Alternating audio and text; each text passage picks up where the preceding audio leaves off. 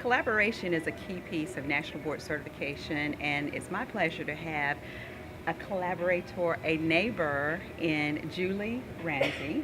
She is over the what we call world class teaching program in Mississippi, the phenomenal Alabama National Board Network. Welcome to Mississippi. Thank you. It's a pleasure to be here. Well, thank you so much for one giving up your Saturdays, but that's what we do. Of course, that's what educators do. That's what We've got we to do. continue to model that lifelong learning. So now tell us about the network in Alabama.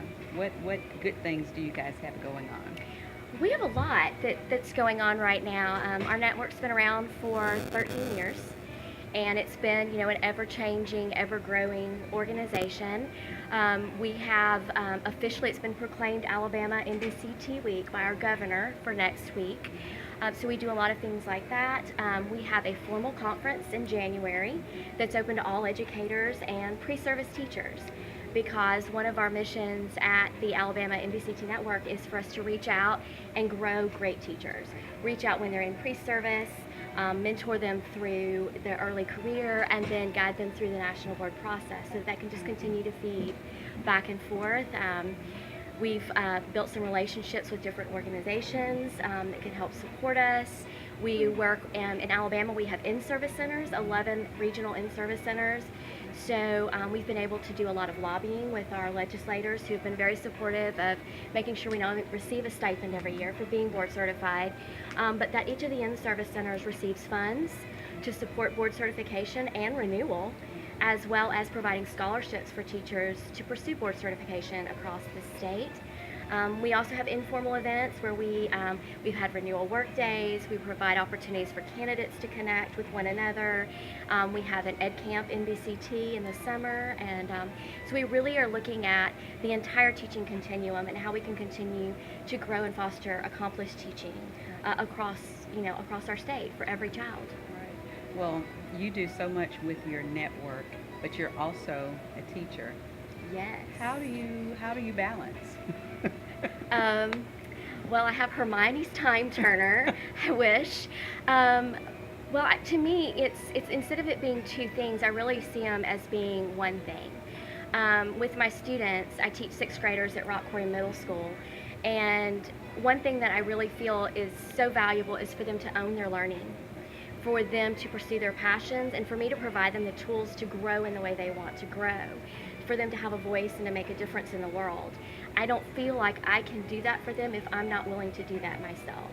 If I'm not willing to do things like build relationships with legislators, if I'm not willing to meet with policymakers, if I'm not willing to blog the way I'm asking them to blog, or be responsible on social media if they're not, or to be involved in an organization filled with phenomenal NBCTs who push my thinking and help me to be better.